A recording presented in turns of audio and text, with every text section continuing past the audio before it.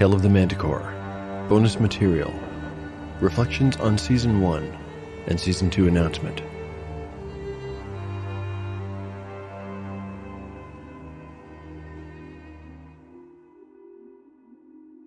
Wow, Season 1 is over. I'm feeling melancholy about it. Sad to see it go after being so close to those characters in that story for 2 years, but also excited because there are still so many things I'd like to explore story-wise. That's what's so great about D&D, isn't it? The potential is truly endless.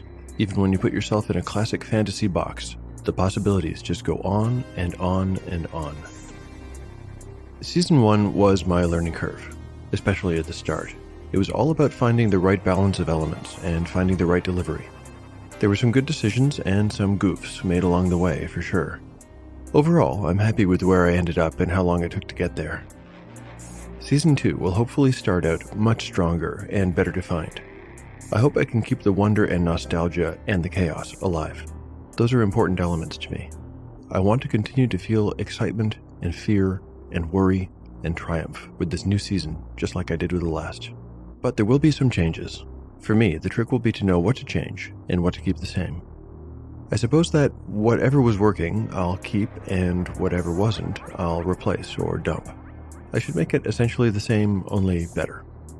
Here's what will stay the same. I'm keeping BX for now.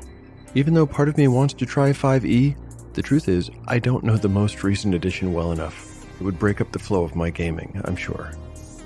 I'm keeping the 5 main segments of the show as they are. Those parts are the main narrative, the DM interruptions with that fat 80s analog synth underneath, the dramatis personae section for backstory, an occasional remote story where we leave the PCs altogether. There's also the BTL section for lore, world building, and other homebrew. And of course there's the combat section. There'll still be a little flexibility or overlap in how I use these. Whatever serves the story best is what I'll go with. Some things are going to change, too. I'm going to start using ascending AC, which I know will take some getting used to, especially for me, but will probably feel a lot more comfortable to most listeners. My almost completely useless luck stat is getting the official boot. I might expand the spell lists that appear in BX, just to make sure we see some variety and change from Season 1. If I do add to these lists, I'll pick and choose and post up the tables on the blog as I go. I've already departed several times from BX to pilfer monsters from later editions. This is just more of the same. Call it BX+. Finally, level ups need some tweaking. It took my original PCs, well, those who survived, over 2 years to reach level 7. That's a really long time, so I'm going to shave a little off the advancement requirements. I'm talking minor changes here, but hopefully when we look at the big picture, those minor changes will make meaningful differences. It would be nice to get characters up a little higher than 7th level. Not much, but ending a season at level 9 or 10 would be kind of exciting. It would also open the door to different kinds of encounters. More about advancement. Fairly early in Season 1, maxing hit points for every level got abandoned. This was because I realized that it would lead to an extreme disparity between characters and monsters. I caught the problem just a little too late, and awarded max hit points for levels 1 and 2, then switched to a min-out for 3 and beyond. My minute was convoluted and ill-conceived. I'm not sure why, but I ended up rounding up for fighting characters and down for non-martial characters. Not a great idea. In Season 2, I'll keep max hit points for level 1, but after that it'll be a straight roll with the min-out at 50%. For example, a first level cleric would start with 6 hit points at level 1, and then upon attaining 2nd level, and for each subsequent level, they would get an extra d6. A roll of a 1, 2, or 3 on the die would be considered a 3 before any applicable bonuses. Simple. That's what I should have done to begin with. Speaking of level ups, I'm going to keep the stat bonus rolls as they are. I think they worked well and added a bit of punch to the level up experience. Thieves will still lose the read languages ability if it doesn't make narrative sense, and to balance that out, I'll continue to be generous with the conditions necessary for a backstab. Finally, my stats generation will stay the same. Typically, I'll roll 3d6 straight down the line, and I'll re-roll if I get a 3, a 4, or a 5 for a PC. That seemed to work well enough in Season 1. For NPCs, I'll probably stick with that whole 3 to 18 range.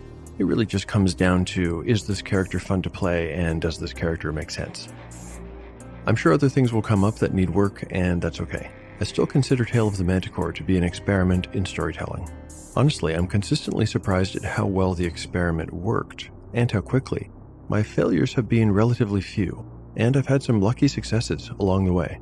Ideally, Season 2 will be a bigger, better story/game than Season 1, with less cringe at the outset. I'm hoping to start with a bang, strong from the get-go, with something people can connect with right away. Something fans of Season 1 will find familiar and contains the things they enjoyed from before while being accessible and exciting to new listeners as well. So, let's talk about what's to come. There are no spoilers ahead, but I am going to discuss setting and lore a little. If you'd rather go into Season 2 blind, you'll want to stop the podcast here. If you'd like a very general idea of what to expect beyond all the mechanical stuff I've already talked about, then stick around for another minute or two. My ideas for Season 2, thematically, partly came from ideas I wanted to run with in Season 1, but never got to. I wanted to play at least partly in an urban setting, mostly with human characters, and explore a story that was a little less linear, if that was possible. The obvious choice was to locate the story, at least the start of it, in my main city, or capital city, of Silmoral. Really, all I had was the name. Well, okay, 2 names. I knew the city was in a kingdom called Camertine. We've already met some of its notable NPCs in Sheriff Marlock and Maynard Magari, both displaced to satellite communities to the south of the main city. Raffenfell the Adored was from the city too. Of course, Gyrios lives there now, having given up violence forever. Not really sure if we'll see any of these guys again. There's no plan for that, anyway. My Season 1 epilogue takes place 20 years after the main story, so that leaves the door open, but, well, we'll see. In my spare time, I've been working on a new supplement called Pendulum. Pendulum is a settlement generator, or creative writing activity guide. You put in some dice rolling and some imagination and a few hours, and at the other end you get a roughly 500-year history for a settlement. I've been using it to develop the lore for Camertine and the city of Silmoral. So unlike Season 1, which used a kind of quantum map where nothing existed until it needed to, this time I'll be working off a bank of lore that already exists, at least somewhat. There's a lot of room for development, but I'm hoping that having this in place beforehand will lead to better stories and less chance of total plot failure as we go on. Well, that's about it. I loved playing through and making Season 1, and I'm hoping Season 2 is even more fun, more involving, and more exciting, both as a player and as a writer. And you won't have to wait long. Sometimes producers take a break between seasons to have a rest from the constant editing or to recharge their creative batteries. I get that. But for me, I don't really need or want much time off. To be honest, I am chomping at the bit to get into Season 2, and I don't want to wait. This little briefing, what you're listening to right now, is my break. Season 2 is going to start less than 2 weeks from today. Hope to see you at the premiere.